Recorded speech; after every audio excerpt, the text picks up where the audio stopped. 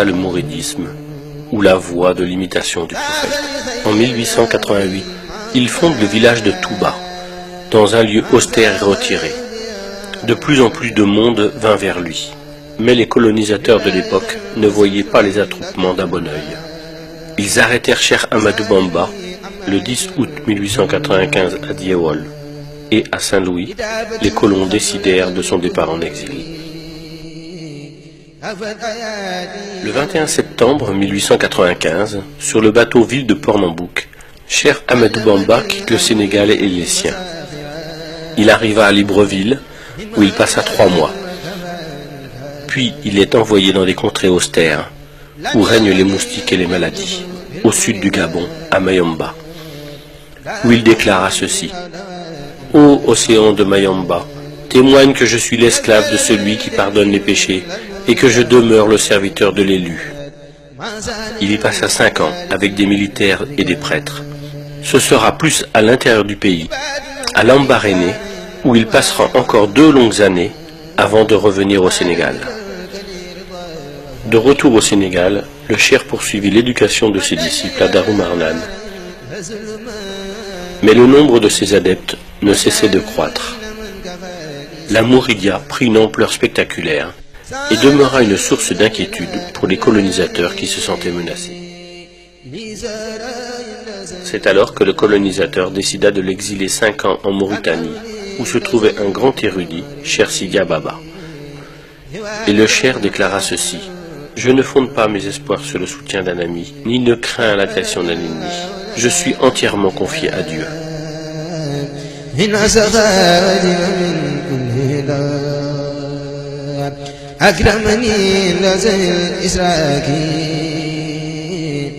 De retour au Sénégal, Cheikh Ahmadou Bamba est assigné à résidence à Thiéyène. Puis il fut envoyé à Diourbel, où il vécut en résidence surveillée jusqu'à la fin de sa vie. En janvier 1919, lorsque les colons voulurent lui remettre la croix de la Légion d'honneur, il la refusa et déclara: « Je suis le captif de Dieu et ne reconnais d'autre autorité que la sienne. Ma récompense incombe au donateur, qui est noble majesté pour le service que je rends à l'élu, qui est pourtant le donateur par excellence. »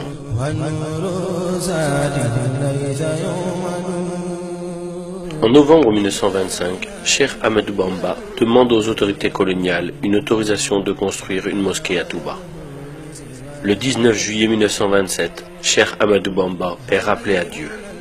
Le conseil de famille désigna Cheikh Mouhamadou Moustapha, fils aîné du cheikh, pour la succession de son père. Le nouveau khalife fut chargé de la gestion des chantiers de la Mouridia, dont le plus important était sans conteste celui de l'édification de la mosquée de Touba. Pour mener à bien cette lourde tâche, son père avait loué les services d'un administrateur, en l'occurrence M. Tahiri, commandant du cercle de Thiès. M. Tahiri dilapida les fonds qui lui avaient été confiés. C'est alors que Cheikh Moustapha Mbaké décida de reprendre à son compte les travaux, mais il fut confronté à l'acheminement du matériel de construction. En effet, le matériel lourd ne pouvant se porter à tête d'homme ni à dos d'animal. La construction du chemin de fer était devenue un impératif pour la communauté mouride. 1500 hommes furent mobilisés pour réaliser 50 km de voies ferrées. Et en mars 1931, les trains pouvaient arriver à Touba.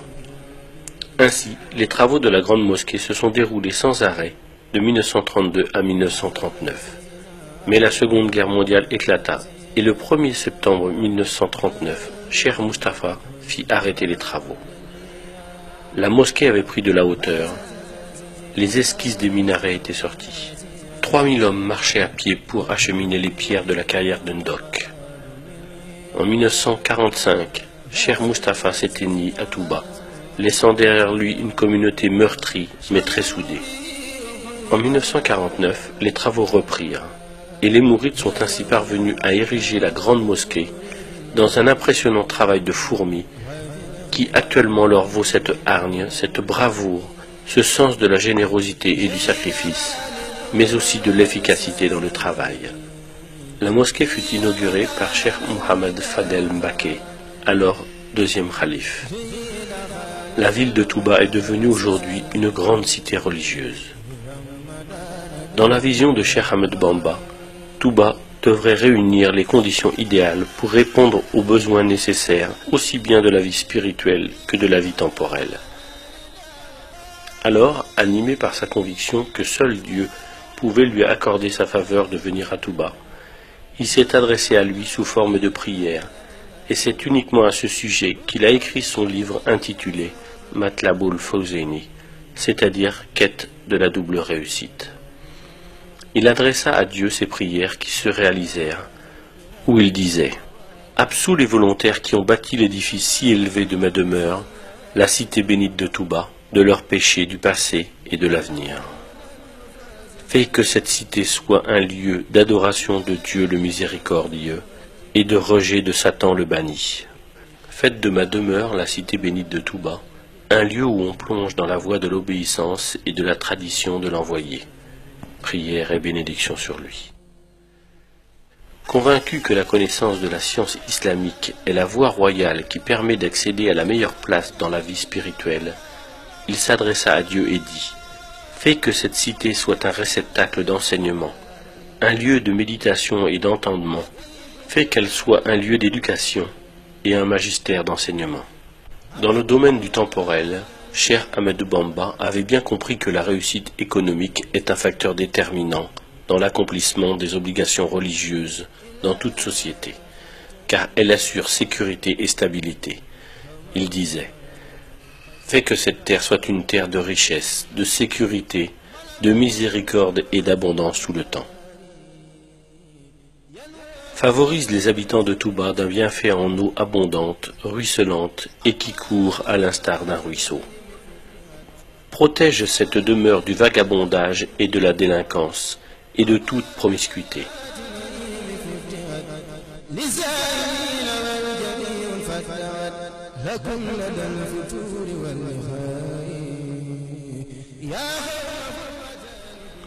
À Touba, l'alcool et toutes sortes de drogues, ainsi que l'indécence, sont interdits.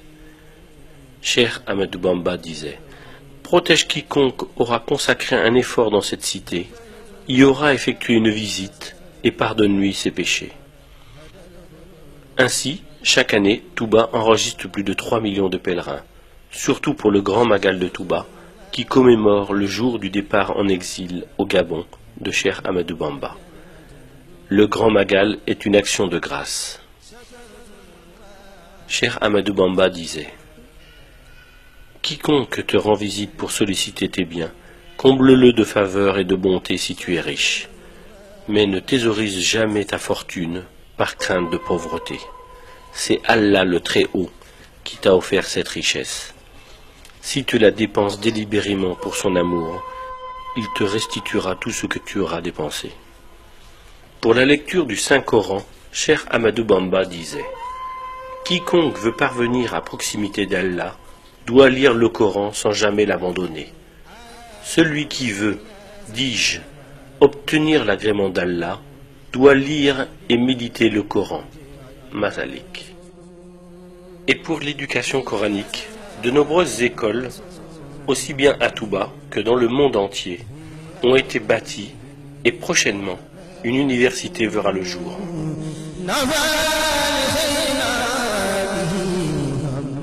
Les mausolées des grands dignitaires mourides sont souvent au pied de la mosquée.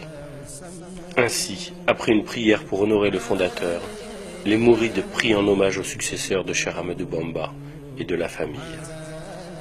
Touba, créé en 1888 par Cheikh Ahmadou Bamba, a grandi après sa mise en terre en 1927.